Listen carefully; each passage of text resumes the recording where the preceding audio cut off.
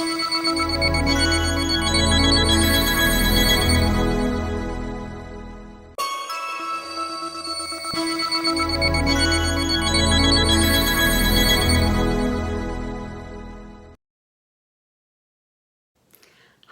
welcome to Mercurius Being Astro Update.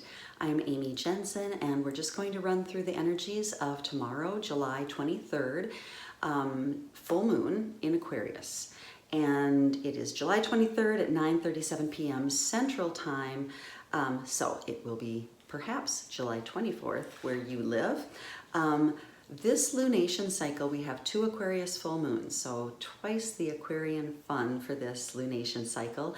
Tomorrow's full moon is at 1 degree Aquarius, 26 minutes, and the second full moon at August 22nd is 29 degrees Leo Aquarius, 37 minutes. So we have this full moon at the beginning of this lunation cycle, then we'll have the Leo new moon, and then we'll have another Aquarius full moon at the end. So there's all this illumination of the polarity between Aquarius and Leo.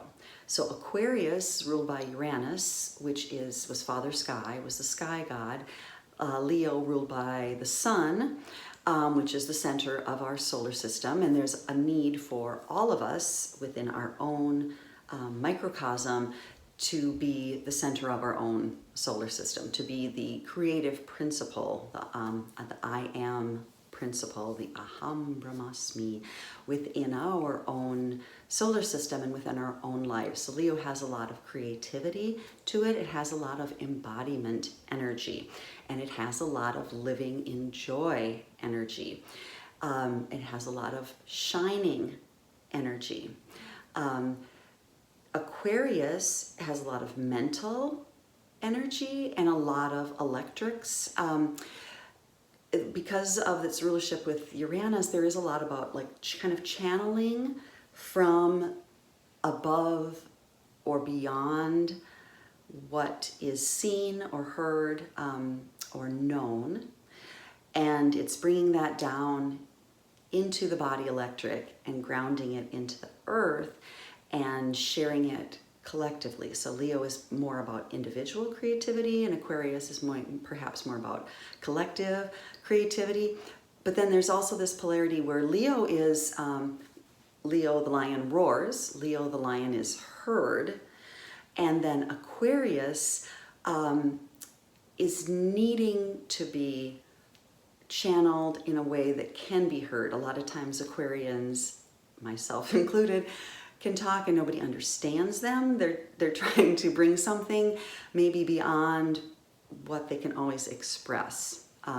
So here we have the Aquarius energy can go anywhere from the outcast to the exile to someone who's far out ahead of their time, to someone who is viewed as being a little too out there, right? But they could also be a creative genius, okay? Because they're just bringing in ideas that are a little different. They're a little different. Weird, let's just say that. Can be too weird. And so sometimes if people have this polarity in their charts, so the Aquarian might need to filter that through the lens of Leo, which is, I'm presentable, I can articulate what I need to say, I'm going to look normal, I'm going to deliver this message to be heard, and then receive that limelight or attention. Leo is about love given. Aquarius is about love received. So it's about taking it out and having it be just something that you can channel through and disseminate. Okay. Aquarius rules the lower legs. It rules the calf muscles, which break up stagnation. It pumps the blood back to the heart. Leo rules the heart and the spine. So Aquarius breaks up stagnation, and Uranus as an energy breaks up stagnation. It breaks through things. So you can see its function in the body that way. I also thought of another correlation with Leo ruling the spine. Aquarius ruling prana, which is life force, electrical life force. It's not the water bearer in the sense of being water fluid. It's the water of life, or prana. And the spine, of course, where the three main nadis travel through. And then we have, 72,000 nadis, energetic pathways throughout our body. So Leo is giving us this embodied experience, and Aquarius is providing the electrical, pranic part of that. So I had written bringing dreams down to earth, but shaking up stagnation in order for that to happen. And Leo is about being creative and loving and firm in your body, and feeling the satisfaction of creativity and feeling like you can express that. Leo is a lot about leadership, and about that presence of leadership and having that lion's heart. And we'll talk more about this at the new moon. But there's something about being really centered in self, which is super high Leo. They don't need to grasp for the spotlight. They can be and then kind of shine and command the spotlight, like our sun doesn't need to, like, hey, gather around me, orbit around me. The sun is, and we orbit around them like the monarch, perhaps. But this is all about really being a monarch, which kind of leads me back to sovereign, the word sovereign, which is tossed about a lot lately. But I think there's a lot in that. It's about being your own sovereign in your own body. All right, and enjoying this experience. I came across something recently that, our Earth experience can be a prison, it could be a gateway, or it could be a playground of consciousness. So it really is our choice how we're experiencing that. So perhaps if your playground of consciousness has become a bit of a prison, Uranus is here to shock and, Aquarius or Uranus, like, shake things up a little bit, okay? All right, let's see what else we have for this full moon. At this time, and I just pull out some random things, as you know. We'll see if the glare of this. So we have some out of sign conjunctions. We have the moon at this full moon just passed over Pluto. Pluto's in Capricorn, the moon's in Aquarius. It's moving toward a conjunction with Saturn. So the moon is carrying the memory, moon is memory of that conjunction with Pluto, which is restructuring and it's really foundational. And then the moon is in Aquarius though. So we've gone from the foundational aspect, which is the root chakra, Capricorn, into the root chakra, Aquarius. So the moon's taking the memory of that, and then at this lunation, illuminating, right? Getting that light from the sun. And so the energetic restructuring. Let's just leave it at that. Mercury, it's a little wide to the sun. There we go. Mercury is still in Cancer. Next week, or August 1st, I believe, and I'll be back on for that. The sun will make a conjunction with Mercury, and then the sun will make a square to Uranus, and it'll make an opposition to Saturn. So that'll be like the first week of August. Emphasizing those shaking up energies, okay? But Mercury, the light bearer, the intellect, goes, coming behind the sun, carrying Cancer energy, the memory, which is ruled by the moon, and then bringing that up to speed with the sun. So there's a lot about with that, and with this Aquarius, Leo, the heart and the mind, joining that. So with the Mercury in Cancer, I would say it's a heart of Leo, and then the moon of Cancer, the memory coming forward and integrating these aspects. The other out of sign conjunction is Mars and Venus at this lunation. They just met up in Leo last week, and Venus is moving forward into Virgo, but Mars is still holding that Leo energy, that heart space.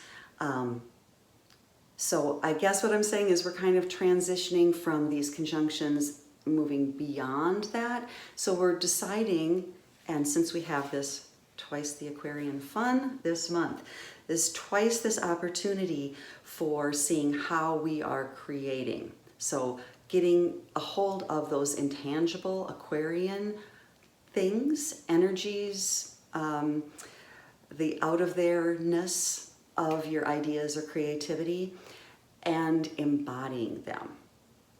Okay, Vedically, or sidereally, where the moon and sun are actually at inner heavens, and that's a whole other discussion, but the sun is in the Nakshatra, the segment 3-degree, 20-minute segment of the heaven called Pushya, and it's a very benign position for the sun to be in. It's about nourishment. It's the star of nourishment, and the symbol is the udder of a cow. The power of this energy of where the sun is at is the power of spiritual energy through speech, prayer, and practices, or mantra. Let me see if I have anything else about this. All right, and then the moon is reflecting the sun, and it is in Uttarashada, the Nakshatra, and it is a universal star, and it's a power of unchallengeable victory, the strength of God and alliances. It is, let's see, what else about that? In the musical chakra system, which varies a little bit from our other chakra system, the way I look at it. So Leo is the third eye, and Aquarius is at the root chakra. In the musical system, this segment where the moon is at, I'm trying to make this really simple, is the top of the forehead. And it is connected to higher mental planes and spiritual thought, and helps bring in all levels of wonderful information. Universal knowledge is stored there. So, and I hope that's just not too much information, but I'm just getting this image that we have these two Aquarian lunations and then the Leo lunation. Tuning into your individual vibration. So, obviously meditating, embodying it by being present and having practices of movement, so that you can tune into your inner voice, your inner guidance. Maybe that's the best way to say it. I pulled a color card today, and I had two that I pulled out with my own thoughts, right? Like, well, I will do Aquarius will be a purple color, and yellow will be for the sun, right? And then I'm like, it just intuitively didn't feel, I thought I was just thinking it a little bit too much. And I'm like, well, no, what's for this lunation? So I pulled a card and pulled magenta. So this was a random asking. And magenta, this is from the Secret Language of Colors. Wonderful Ina Segal deck. Connect to your deepest inner knowing. So again, like that's a lot more perfect than the ones that I intellectually came up with. Magenta is the color of your deepest inner knowing, inspiring truth, clarity, and faith.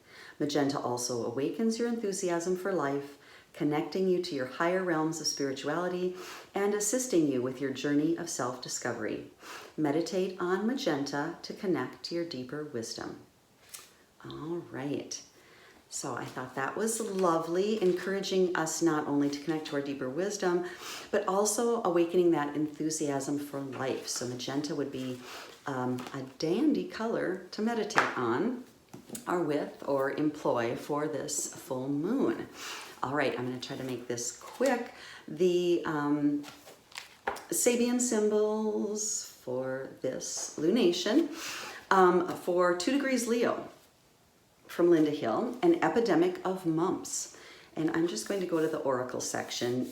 Look on her website. I'll have that in my information. She's just got all kinds of wonderful information beyond what I'm going to read. So an epidemic of mumps is the statement, the symbol for Leo 2.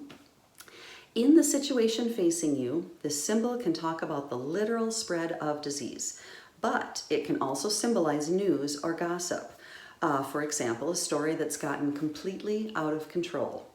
This infecting influence could be affecting you or someone else in the group, and it is likely to be spreading regardless of whether anybody wants it to. This situation or disease needs to be harnessed as soon as possible, as this epidemic may spread fear or upset to all of those involved and further afield. The situation may indeed get worse before it gets better. Finding the origin of the infection or the extent of its spread or how far it has reached will go a long way to resolving the situation. It can at least act to slow it down so it can lose energy and dissipate. Therefore, it can be important to discover the facts about how or when it started, or perhaps how best to stop it. There may be a need for some kind of separation or isolation, and then some time for recovery. Remember that laughter can be infectious. Spread joy and love instead of fear and worry. All right. And then for the moon at Aquarius 2, an unexpected thunderstorm. You may find that you are suddenly tested, taken by surprise, or something shattering arises. This can overtake and overawe your sense of stability and can happen when you least expect it. Perhaps you saw signs of something big coming, but didn't quite know what to expect or what was going to be unleashed. Your inner strength and stability is likely to be put to the test. However, you can learn a lot from your experience, especially if you strive to stay at the center of the storm and not get swept away, up and away by it. In fact, the effect can be quite liberating after the initial shock. The best course of action to take is to not panic, but to see your true place in the scheme of things and help others cope with what's going on. You may need to let go of control in this situation, as trying to be in charge of what's happening may well be impossible. Endeavor to be a conduit for the unleashed energy in some way. Let the energy run through you and into the ground. Stay with the feeling of grounding the energy as much as possible. When the storm passes, assess what you can fix up and what you can release. I'm going to add to that. So there you go, people. Let's go out, I guess. That's not great advice. I was going to say, be a lightning rod and just ground it all. Don't do that. I'm just kidding. But just know that there are a lot of energies out there. You discern what you're going to pick up. Bring joy and light to yourself and to other people. And yeah, be embodied. Enjoy this experience and listen to yourself and to all those other voices that might be coming inspiredly for you, and take that inspiration and run with it. All right. See you soon. Namaste.